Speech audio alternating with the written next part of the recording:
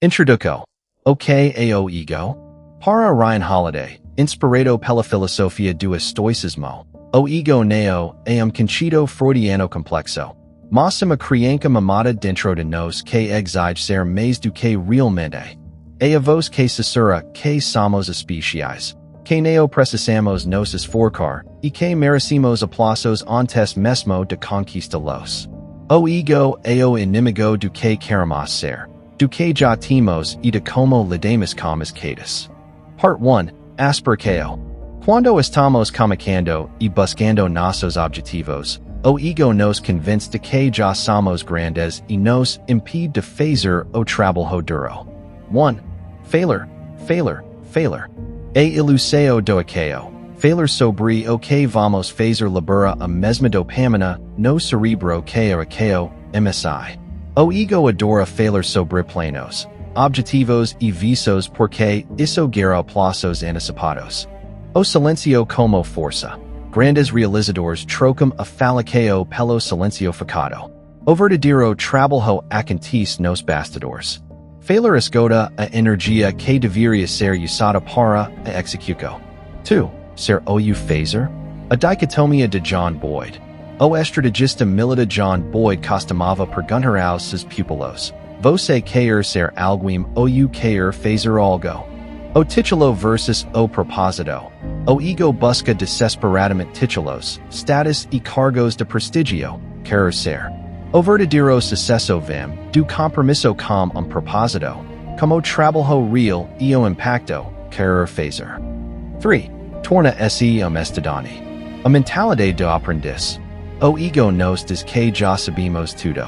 O antídoto é a mentalidade do eterno estudante.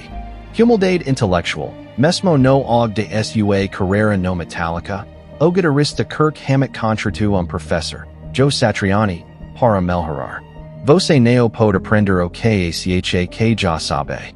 4. Não seja apaixonado. Paiseo versus propósito.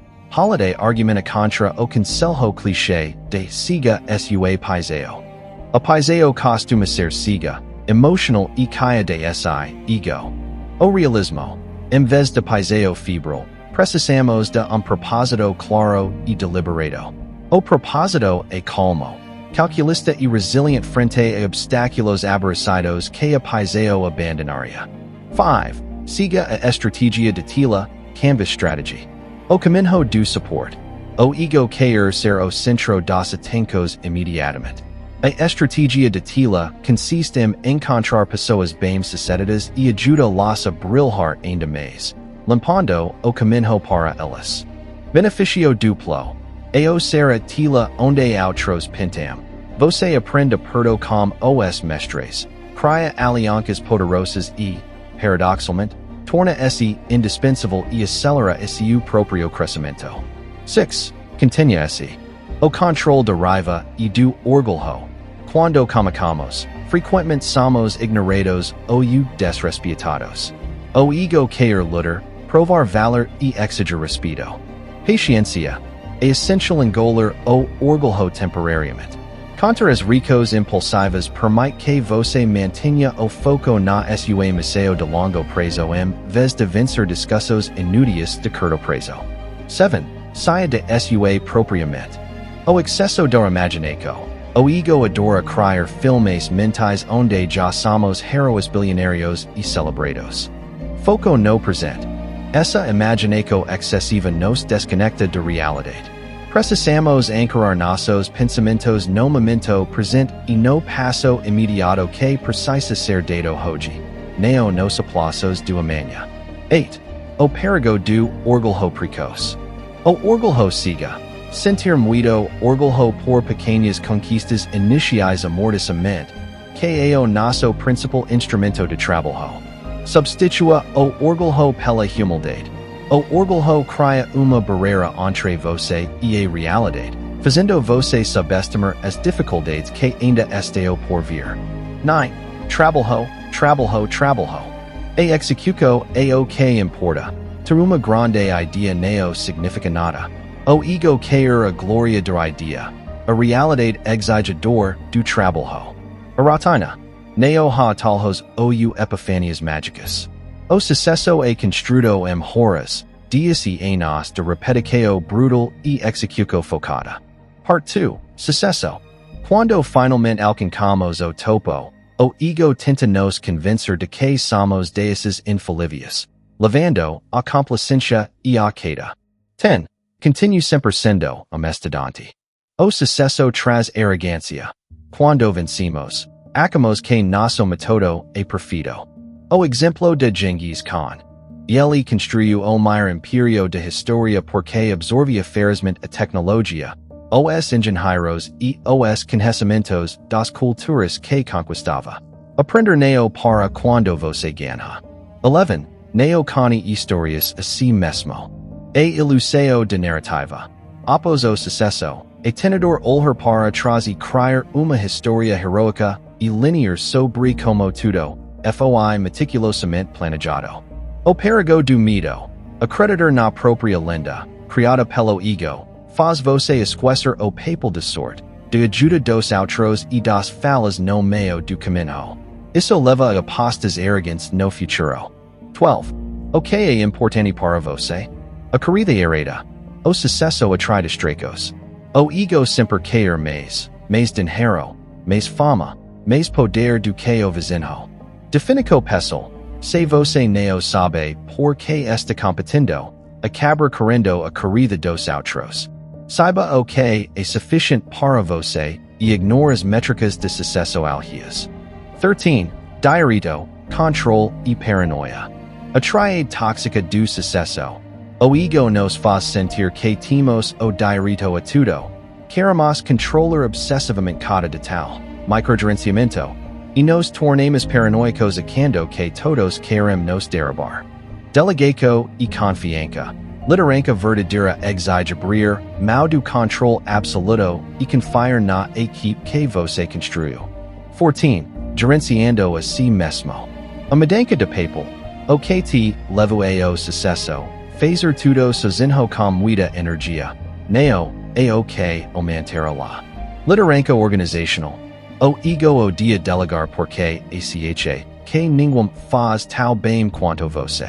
Aprender a gerenciar a si mesmo significa organizar seu tempo para focar no quadro geral, não nas tarefas menores. 15. Cuidado com a doença do eu. Do nos para o eu. Antes do sucesso, era o esforço de uma equipe. Depois, o ego reescreve a história para eu fiz isso sozinho. A destruição de equipes. Essa arrogância afasta aliados brilhantes. Grandes times desmoronam quando os líderes começam a se preocupar mais com quem leva o crédito do que com o objetivo comum. 16. Medite sobre o imensidão. Simpatia, conceito estoico que significa sentir a conexão com o universo inteiro. Perspectiva. O sucesso nos faz sentir o centro do mundo. Ir a natureza. Olhar para as estrelas ou ler história antiga das o ego, lembrando nos de nossa pequenez e insignificância diante do tempo e do cosmos. 17. Mantenha sua sobriedade. A intoxicação do poder. O sucesso inebria. Ele traz bajuladores que nunca dizem não a você. Clareza mental. Manter a sobriedade e ter uma visão fria, realista e implacável de realidade, rejeitando a bajulação que alimenta o ego. 18. Para o que geralmente vemos seguir. A queda é inevitável. Nenhum sucesso dura para sempre. O ego assume que a cova sempre subirá. A mente preparada sabe que a vida tem ciclos e se prepara silenciosamente para a próxima adversidade. Part 3. Fracasso. Quando queimos, falamos ou somos injusticados, o ego nos enche de autopide, odio ou recusa emitir a realidade. 19. Tempo vivo ou tempo morto? O conceito de Robert Greene. Na adversidade, você tem duas escalas. Tempo morto. Sentar, reclamar, sentir pena de si mesmo e esperar passar. Tempo vivo. Usar a crise para aprender, ler, se reinventar e voltar mais forte. A escala diária. Exemplo. Malcolm X usa sus anos de preseo como tempo vivo, Educando se na biblioteca de Cadiae para se transformar grande orador. 20. O esforço é o suficiente. O resultado não está no seu controle. O ego exige recompensas, reconhecimento e vitórias por todo esforço feito. A realidade não funciona assim. Satisfação interna. Faca o trabalho com excelência simplesmente porque é a coisa certa a fazer. Se o mundo ignorar ou rejeitar seu trabalho, o esforço limpo, msi deve ser a sua recompensa. 21. Momentos, clube de luta. O fundo do pouco. Às vezes, o universo precisa quebrar nosso ego à força. Esses momentos de colapso total, demissos humilhantes, falências, carrecos partidos, são espelhos cruciais, mas necessários. Assim ataco, em vez de desviar o olhar do espelho, use a dor para ver exatamente onde suas fraquezas estão. 22. Trace a linha. A falácia do custo irrecuperável. Quando falamos, o ego nos convence a continuar errando, dobrar a aposta, apenas para não ter que admitir publicamente que estávamos errados. A coragem de parar, tracar a linha e ter a coragem de dizer, eu errei. Acabou. Não vou pairar a situação apenas para proteger minha imagem. 23. Mantenha seu próprio placar. Métricas internas versus externas. O ego se baia no placar do mundo, dinheiro, curtidas, matérias de jornal. A medida real, a verdadeira grandeza avalia a si mesma através de placar interno. Eu dei o meu melhor? Eu segui meus princípios? Eu mantive minha integridade? So você sabe a verdade sobre essas perguntas. 24. Sempre aim. O veneno do odio. O fracasso, especialmente quando causado pela traco ou injustica de outros, atrai odio e amargura. O ego adora o papel de vítima e quer vingança. A força do amor e do perdão. Odiar gasta energia que deveria ser usada para reconstruir. O amor, a compreensão e o perdão não são fraquezas. São as ferramentas pragmáticas mais poderosas para seguir em frente em paz. Eplogo. O trabalho contra o ego nunca termina. Ele é como varar o chão. Você limpa hoje, mas a poeira voltar amanhã. Ryan Holiday conclui que, todos os dias, devemos acordar e escolher deliberadamente a humildade em nossos aspirações, a graciosidade em nosso sucesso e a resiliência em nossos fracassos. Aplicao prática. A phase de aspiração, o trabalho silencioso. O perigo do anuncio prematuro. Durante a preparação para desafios monumentais, como a aproveito em medicina via enum ou fuvist, ou a conquista de uma vaga no concurso de polícia militar de Bahia, PMBA. O ego tentar buscar os aplausos antes de vitória. Falar sobre vestir a farda ou o jalico gera uma falsa sensação de dever cumprido. A dopamina inunda o cerebro apenas por você imaginar e verbalizar o sucesso. E aqueo, o antídoto é o silencio tático. A verdadeira construção do caráter e do intelecto acontece quando o cronômetro do pomodoro está rodando e ninguém está olhando. O foco deve estar em resolver questos, não em discutir o futuro. A estratégia de tila na vida real.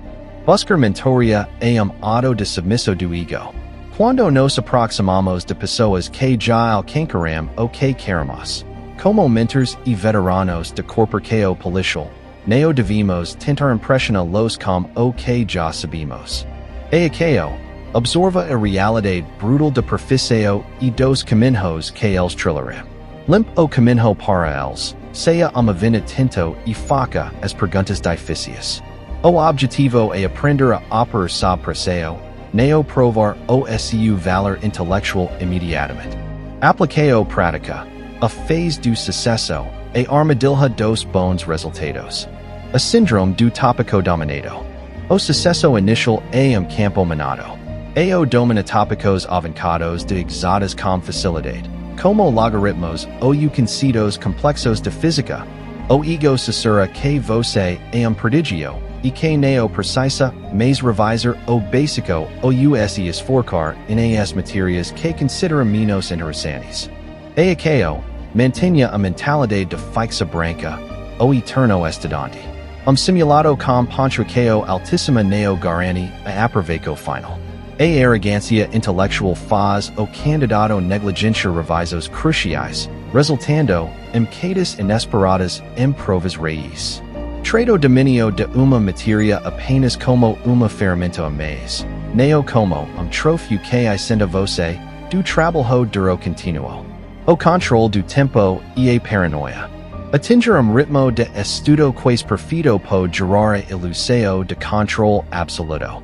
O ego exige que você neo descanse, que microgerency cada minuto do seu dia e sinta paranoia se neo atingir 100% de produtividade. Aakeo, gerenciar si mesmo significa entender seus limites biológicos e cognitivos. O descanso estratégico neo a fraqueza, e manutenco de máquina. Manter a sobriedade intelectual e reconhecer quando a hora de fechar os livros e recuperar as energias para neo quebrar antes de linha de chegada. Aplicao prática, a phase do fracasso, a forja de resiliência. Transformando tempo morto em tempo vivo. Reprovicos, notas baixas em simulados críticos ou atrasos nos edites, são convites abertos para a autopilot. O ego grita que o sistema é injusto, que aprova foi mal elaborada ou que o seu esforço não foi reconhecido. Isso transforma o período pas fala em tempo morto, onde a evolução para. Aakeo, o fracasso é momento clube de luta. É o espelho mais honesto que você encontrará. Se uma estratégia de estudo falhou, decrete tempo vivo. Sente esse friamente. Trace a linha, analise métrica por métrica onde os erros ocorreram e recalcule a rota. O esforço limpo e a disciplina são as suas únicas recompensas garantidas. O resultado externo é consequência. O placar interno. O mundo julga pelo placar externo. Passo o neo passo. O ego sofre com esse julgamento. No entanto, a verdadeira excelência exige manter o seu próprio placar interno. Aakeo, ao final da dia exaustivo, a pergunta neo deve ser apenas body a medidor certos? Mas eu fui íntegro com minha rotina? Fui resilient contra a procrastinação? Eu dei o máximo que minha mente permite hoje. Se a resposta for sim, você já venceu o ego naquele dia. Neo importa o que as métricas externas digam. Este tratado destrinca a filosofia estoica, os casos históricos, os mecanismos psicológicos e as estruturas conceituais do livro na forma de análise contínua de alto nível. Introduco monumental, a definico operational do ego. Para compreender a obra de Ryan Holiday com rigor técnico e filosófico. É necessário primeiro descartar as definições tradicionais de psicologia clínica. O ego aqui tratado neo é o ego freudiano, aquela instância cíclica que media entre os impulsos do id e a moralidade do superego. Na perspectiva estoica e pragmática adotada pelo autor, o ego é a crenca neo fundamentada na própria importância. É a arrogância, a ambição desmedida, a necessidade doentia de centralidade e a auto-imagem inflada que busca crédito antes de execução e glória sim o devido processo de dor. O ego é o grande sabotador invisível da condição humana porque opera através do auto-engano. Ele convence o indivíduo de que ele é especial, de que as regras ordinárias de disciplina e do aprendizado neo se aplicam a ele e de que o mundo lhe deve reconhecimento prévio. O grande paradoxo apontado por Holiday é que o ego destrói justamente o que a pessoa mais deseja, a excelência real, o impacto duradouro e a paz duradero. Part 1. A anatomia de aspiração. A phase de aspiração representa o ponto de partida, quando temos projeto, uma meta, estudo desafiador, uma carreira para construir ou uma ambição a realizar. Aqui, O ego surge como uma ancora invisível mascarada de entusiasmo. 1. A neurobiologia e a fallacia de fala. Falar sobre nossos planos libera no cerebro dopamina barata, a mesma substância associada a realização real do objetivo. O ego adora a conversa, as reuniões do alinhamento, as postagens de intenção e o anúncio público de metas. Falar permite que a pessoa sinta o sabor do sucesso sem ter pago o preço do esforço. O mecanismo de vantagem silenciosa. Aqueles que realmente constroem algo significativo operam em silêncio. A energia gasta justificando, explicando ou fantasiando sobre o que se vai fazer, energia diretamente subtraída do autodefazer. O silêncio é o reservatório de força de vontade. 2. A escala existential, ser versus fazer. Inspirado pelo estrategista militar John Boyd, o livro apresenta dilema fundamental que todo indivíduo enfrenta sua trajetória. Querer ser alguém. O foco está nas aparências, no título, no cargo, no jalico, na farda, no status, na aproveito social e no prestigio. Quem busca ser torna se escravo do olhar alheio e seed ao adulho. Querer fazer algo. O foco está no propósito, na entrega, na resolução de problemas complexos e no dominio real de matéria. Quem busca fazer ignora o aplauso imediato e foca na utilidade concreta de sua ação. 3. A postura do estudante eterno. O ego bloqueia o aprendizado porque presume que já sabe o suficiente. Sentir-se especialista é a condenação do progresso. O verdadeiro mestre mantém a mentalidade do iniciante, Shoshin. A posição do aprendiz é a capacidade de se submeter voluntariamente ao desconforto da ignorância, aceitando a crítica construtiva e buscando pessoas mais inteligentes e preparadas para aponar suas falhas de julgamento. Se você é a pessoa mais inteligente da sala, você está na sala errada. 4. O perigo de paiseo insubordinada. Holiday desconstrói o clichê moderno de siga sua paiseo. A paiseo descontrolada é emotional, desordenada, reativa e impulsiva. Ela é caia de si mesma e siga para os obstáculos raiz. A substituição pela razão sobria. O que substitui a paiseo neo é a peixa, mas sim o propósito. O propósito possui clareza, cálculo, paciência e realismo.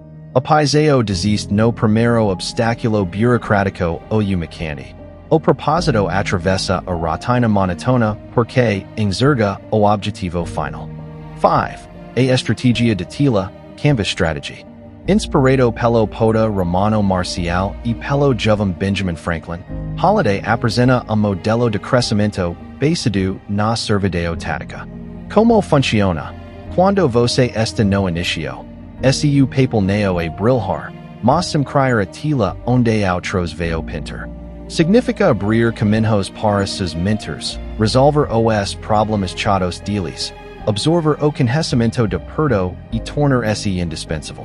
Ao ajudar os outros a vencer, você aprende mecânica de vitória sem pagar o preço dos erros fatais de quem lidera sem experiência.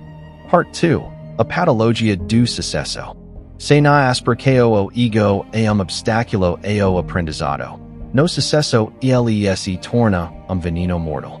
Quando o indivíduo alcança suas metas, o mundo valida sua autoimagem, e é exatamente aí que a decadência comica. 1. A ilusão de narrativa heroica. Após conquistar uma grande vitória, a mente humana tende a reescrever o passado. Criamos uma história bonita e linear onde nos pintamos como genios visionários que previram cada passo. A realidade esquecida. Esquecemos os momentos de sorte, a ajuda de terceiros, o contexto favorável e as falas grosseiras que cometemos no caminho. Acreditar no próprio medo nos torna cegos para a volatilidade do futuro, levando a decisões arriscadas e arrogantes. 2. A síndrome do merecimento, entitlement. O sucesso frequentemente desenvolve a crenca de que o mundo nos devolve A pessoa passa a acreditar que esta acima das regras ordinárias de convivência, disciplina e trabalho duro. O controle obcecado e a paranoia. O líder dominado pelo ego tenta controlar microscopicamente tudo e todos porque não confia na capacidade alheia. Desenvolve uma paranoia constante de que está sendo traído ou passado para trás, destruindo o ambiente de trabalho e o respeito das pessoas ao seu redor. 3. A doença do eu, the disease of me. O termo, cunhado pelo lendário treinador de basquete Pat Riley, descreve como equipes vitoriosas são destruídas por dentro. Após a conquista do campeonato, os jogadores de perguntar, o que é melhor para o time? E passamos a exigir, o que é melhor para mim? Quantos pontos eu fiz? Quanto eu vou ganhar? A fragmentação, o ego substitui a visão coletiva pelo crédito individual. Líderes e profissionais brilhantes desmoronam porque, como a disputar a autoria dos acertos como a própria equipe que os sustentava. 4. A necessidade de simpatia e o resgate da escala. No topo, o ego isola o indivíduo de realidade. Os estoicos praticavam o conceito de simpatia, a percepção consciente de interconexão de tudo no universo. Redimensionar a própria importância, olhar para as estrelas, contemplar a imensidão da história ou caminhar pela natureza, são exercícios mentais para lembrar a si mesmo de que suas conquistas, por maiores que sejam, são graus de poeira na escala do tempo e do espaço. A sobriedade exige manter os pés no chão, mesmo quando o mundo tenta empurrá-lo para o pedestal. Part 3. A prova de fogo no fracasso. O fracasso é a phase inevitável da vida. Todo indivíduo, por mais brilhante que seja, enfrentará ridículos, erros crassos, injusticas, falências ou por das pessoas. E no fracasso que o ego mostra sua cara mais dolorosa. 1.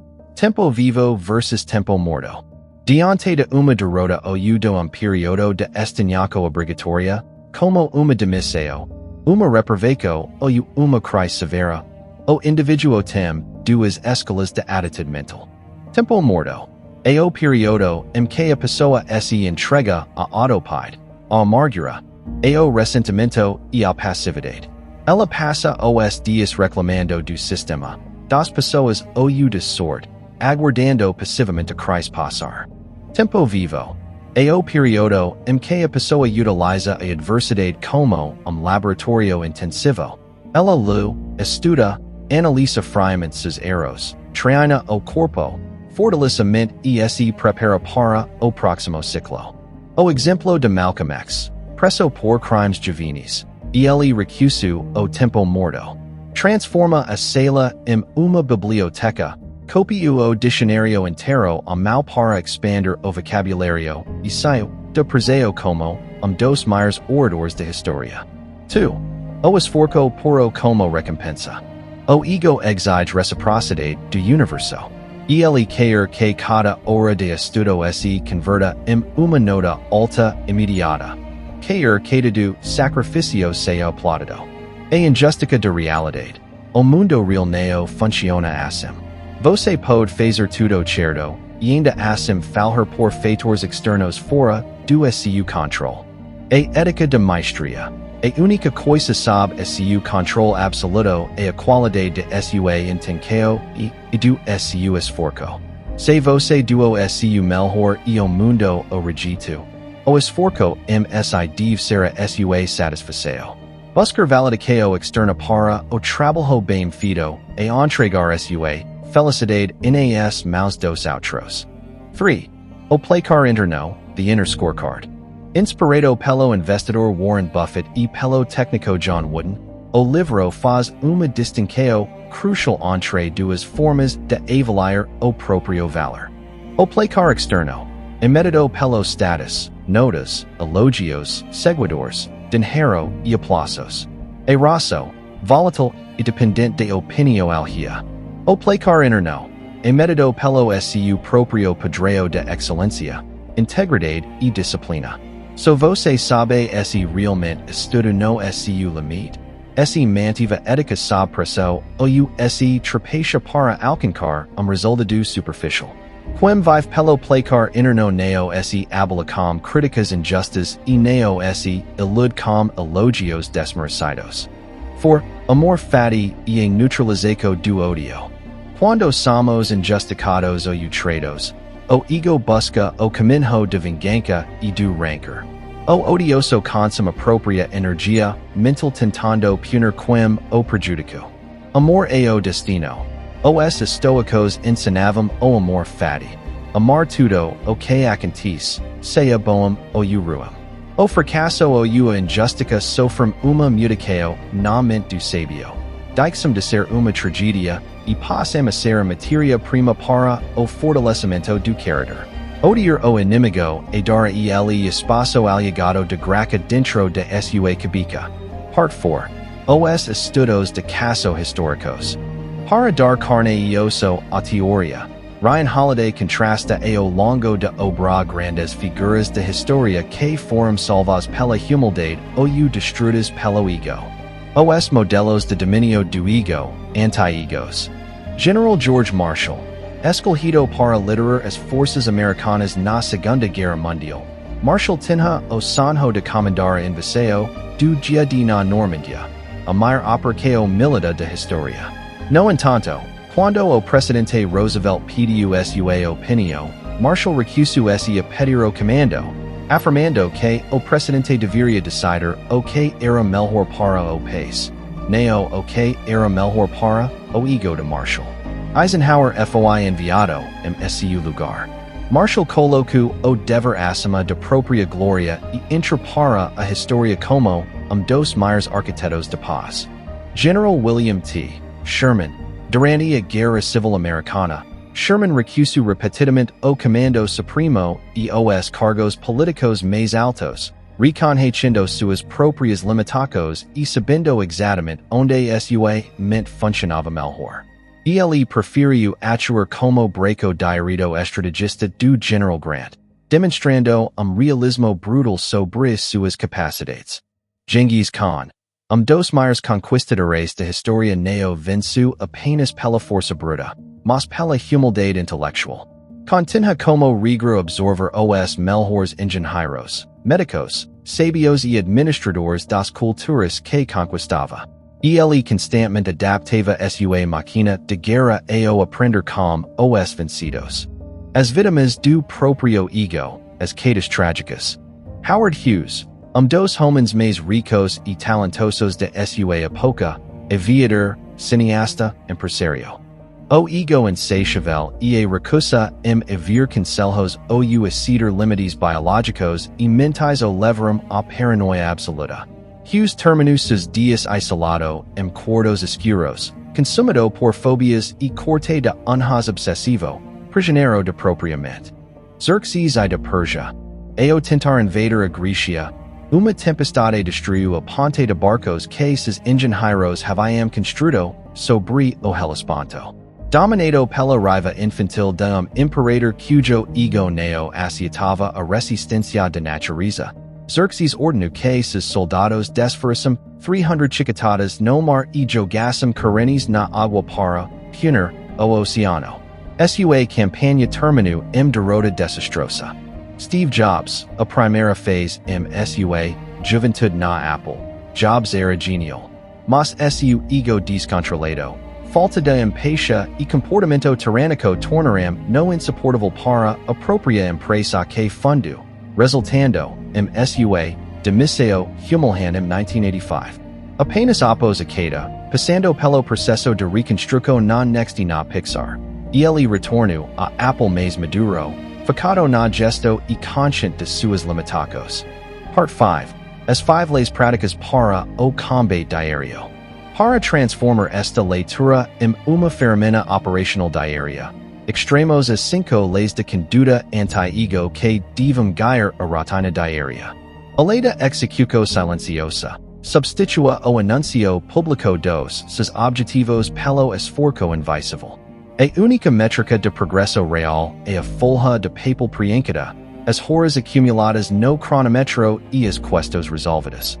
A lei do aprendiz continuo, Trait cada como treno onde você sabe menos do que precisa.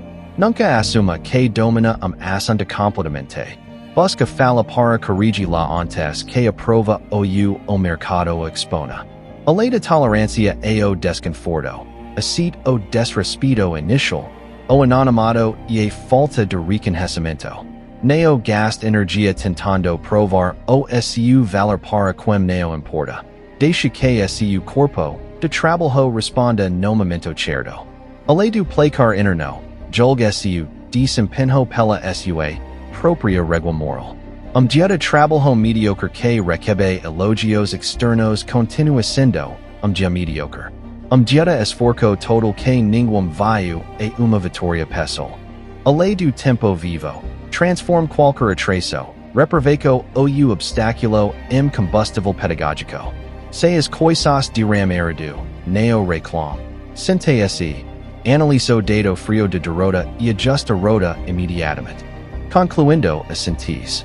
O ego neo treco de caráter do qual nos livramos definitivamente com uma decisão. Ele é uma força de atrito mental persistente. Como a gravidade. Ele atua continuamente tentando puxar o individuo para a complacência, para a ilusão e para o conflito inútil.